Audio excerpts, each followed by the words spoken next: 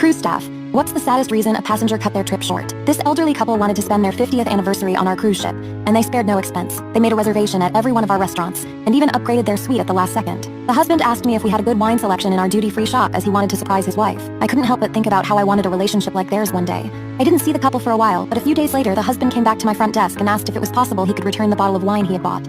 I told him unfortunately we can't do returns on the ship.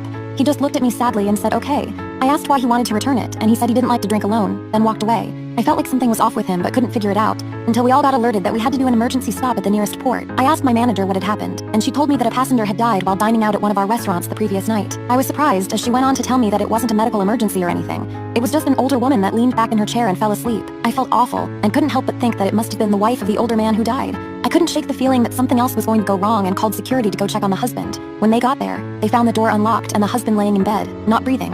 Apparently he drank the entire bottle of wine by himself and passed away before we even docked.